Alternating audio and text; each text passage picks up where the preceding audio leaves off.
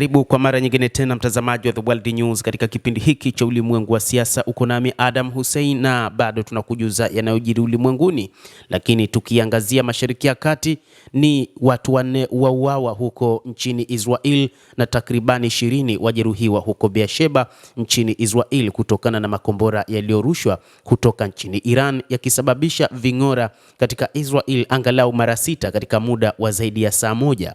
Angalau watu 2 kati ya waliojeruhiwa walikimbizwa katika hospitali ya Soroka wakiwa katika hali ya wastani, huku 6 wakiwa wamejeruhiwa kidogo.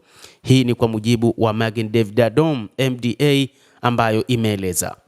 MDA imesema kwamba majeraha mengi ni majeraha kwenye miguu na mikono na dalili za wasiwasi. Watu 3 walikuwa wamehifadhiwa kwenye ghorofa ya 4 ya jengo walilookolewa kutoka kwa vifusi huko Beersheba. MDA ilisema. Kan News imeripoti kwamba jengo la ghorofa 7 huko Beersheba lilipata uharibifu kutokana na shambulio la kombora la Iran. Mamlaka ya zimamoto na uokoaji nchini Israel imeeleza kuwa mtu mmoja ameorodheshwa kuwa ametoweka na msako wa kutafuta kwa sasa unaendelea. Tunasisitiza tena, usiingie kwenye eneo la tukio. Kuwasili kwa raia kunahatarisha usalama wa umma na kufanya kuwa vigumu kwa vikosi vya uokoaji kufanya kazi. Taarifa zinadai zaidi kwamba angalau mtu mmoja alijeruhiwa kaskazini kutokana na mashambulizi katika upande huo wa maeneo ya kaskazini mwa Israel. MDA ilieleza pia ikisema kuwa ilituma watu wa huduma wa kwanza kwenye eneo la tukio la uharibifu ulioripotiwa kutoka kwa makombora katika eneo la kaskazini la Sharon. Angalau mtu mmoja, kijana mwenye umri wa miaka 15, ameripotiwa kujeruhiwa katika eneo la Hadera. Iran iliendelea kurusha makombora kaskazini mwa Israel mwendo wa saa 1 asubuhi kwa saa za huko, lakini pia kwa saa za Afrika Mashariki, wakati usitishaji vita uliotangazwa na Rais wa Marekani Donald Trump ulinuiwa kuanza kutekelezwa.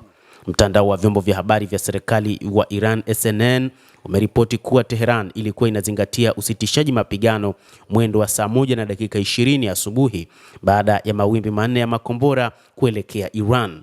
Tuliona moshi mzito ukitoka kwenye eneo la ajali na tulipokaribia tuliona uharibifu mkubwa katika majengo kadhaa, alisema Shimrit Selah, daktari mkuu wa Magen David Adom, moja kati ya shirika la utoaji wa msaada wa dharura kwa raia hasa katika kipindi hiki cha vita. Nje ya jengo moja tulimuona mwanaume akiwa amelala hoi kwenye lango la jengo moja. Tulipoingia ndani kufanya upekuzi, tuliona mwanaume na mwanamke wakiwa wamepoteza fahamu. Tumeweka eneo la kuatibu majeraha na tunaofanyia uchunguzi na utabibu wakazi wanaotoka kwenye majengo hayo, imeeleza MDA. Mtazamaji wa The World News, hayo ndio tuliokuwa nayo wakati Rais wa Marekani Donald Trump akitangaza usitishaji wa vita majira ya saa 1 na dakika 20, ambapo ni sawa na majira ya Tanzania na maeneo mengi ya Afrika Mashariki.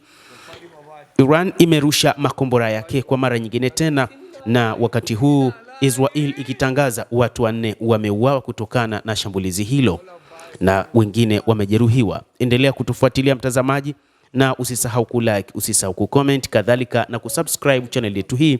Utakuwa ukipata habari hizi kwa mapana hapa The World News.